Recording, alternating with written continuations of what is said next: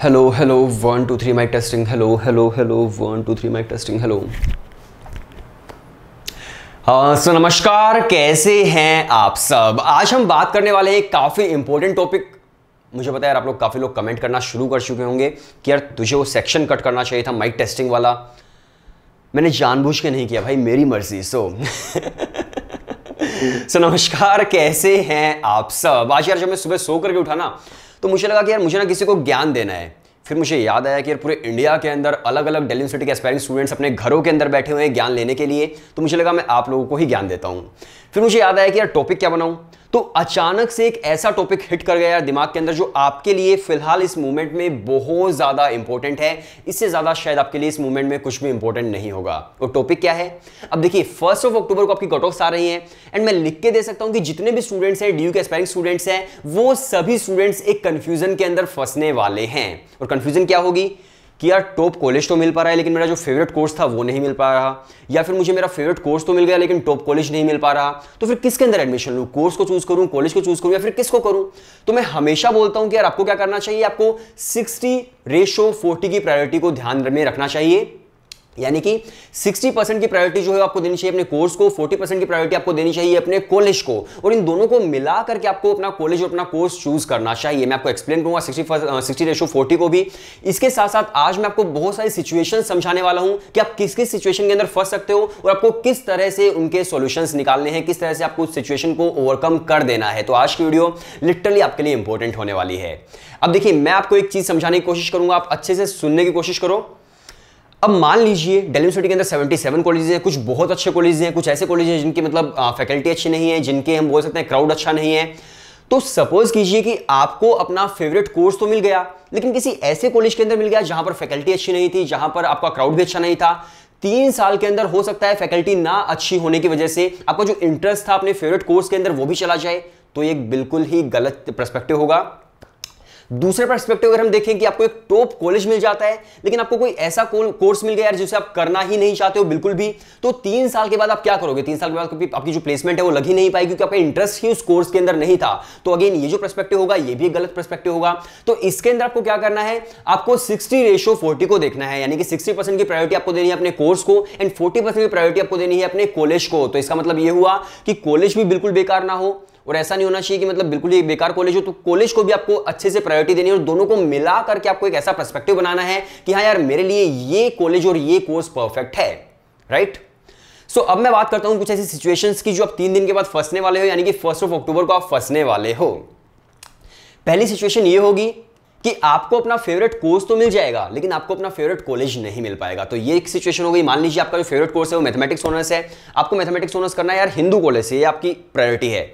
लेकिन आपको mathematics honours तो मिल गया लेकिन हिंदू कॉलेज में आपका नहीं हो पाया, आपका हो रहा है रामजस कॉलेज के अंदर। तो फिर आपको क्या करना चाहिए?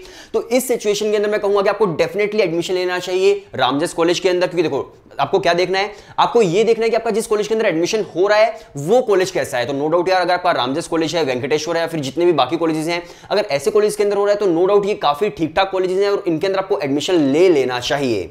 और अगर मान लीजिए सेकंड कट ऑफ के अंदर हिंदू कॉलेज की कट ऑफ में आपका एडमिशन हो गया तो आप ट्रांसफर करा लीजिए हिंदू कॉलेज के अंदर। तो इससे क्या होगा कि आपकी जो सीट है वो एक रिजर्व हो जाएगी दिल्ली यूनिवर्सिटी के अंदर कि आपका कहीं ना कहीं पर तो एडमिशन अभी हो चुका है, राइट। अब देखो, अब मान लीजिए कि आपने एडमिशन नहीं लिया रामजस कॉलेज के अंदर और जब सेकंड कट ऑफ आएगी तो हो सकता है रामजस से भी आप चले जाओगे और हिंदू के अंदर भी एडमिशन नहीं हो पाएगा। फिर वो आपके लिए वर्स्ट सिचुएशन हो सकती है। तो इस सिचुएशन से बचने के लिए आपको यही करना है कि पहले आपको अपनी सीट रिजर्व करा लेनी है अगर आपको एक ठीक ठाक कॉलेज मिल रहा है तो।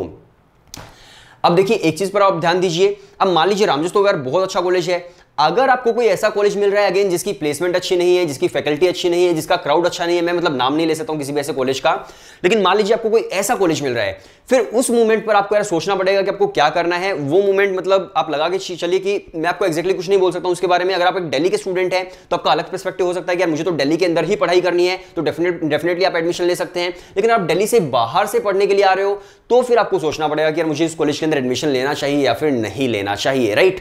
सो पहली सिचुएशन बिल्कुल क्लियर हो चुकी है कि अगर आपको अपना फेवरेट कोर्स मिल रहा है लेकिन फेवरेट कॉलेज नहीं मिल पा रहा तो आपको एडमिशन लेना चाहिए या नहीं लेना चाहिए, किस कॉलेज के अंदर, राइट। सेकंड सिचुएशन ये है कि आपको अपना ड्रीम कॉलेज मिल रहा है लेकिन उस ड्रीम कॉलेज के अंदर ही आपको अपना फेवरेट कोर्स नहीं मिल पा रहा है। अब मान लीजिए कि आपका मन है, अगेन मैं हिंदू का ही एग्जांपल ले लेता हूं, अब मान लीजिए आपका मन है कि यार मुझे हिंदू कॉलेज के अंदर हिस्ट्री ऑनर्स करनी है, और हिस्ट्री, चलो मैं एग्जांपल चेंज करता हूं, हिंदू कॉलेज के अंदर आपको पॉलिटिकल साइंस ऑनर्स करनी है, राइट। पॉलिटिकल साइंस ऑनर्स की कट ऑफ काफी ज्यादा जाती है हिंदू कॉलेज के अंदर, मुझे लग रहा है इस बार 100 जाने वाली है, शायद मुझे ऐसा लग रहा है। मतलब तो मान लीजिए आपका ड्रीम है कि यार हिंदू कॉलेज के अंदर पॉलिटिकल साइंस ऑनर्स करना है और आपको हिंदू कॉलेज के अंदर हिस्ट्री ऑनर्स मिल रही है, तो इस मूवमेंट पर आप क्या करेंगे कि आपको हिस्ट्री में एडमिशन लेना चाहिए या फिर नहीं लेना चाहिए।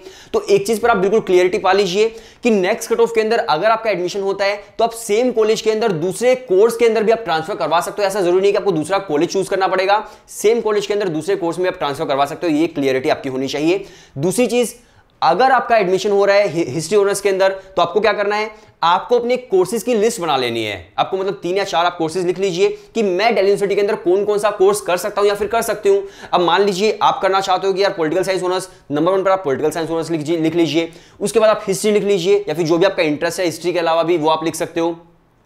तो आपके पास एक प्रायोरिटी लिस्ट होगी 3-4 कोर्सेज की कि यार अगर इस कोर्स के अंदर में एडमिशन नहीं होता तो मैं इनके अंदर एडमिशन ले सकता हूं, और अगर उस सर्कल के अंदर हिस्ट्री का नाम है तो आप हिस्ट्री ऑनर्स के अंदर एडमिशन ले लीजिए, वरना आप हिस्ट्री के अंदर बिल्कुल भी एडमिशन मत लीजिए अगर आपका इंटरेस्ट ही नहीं है तो, राइट।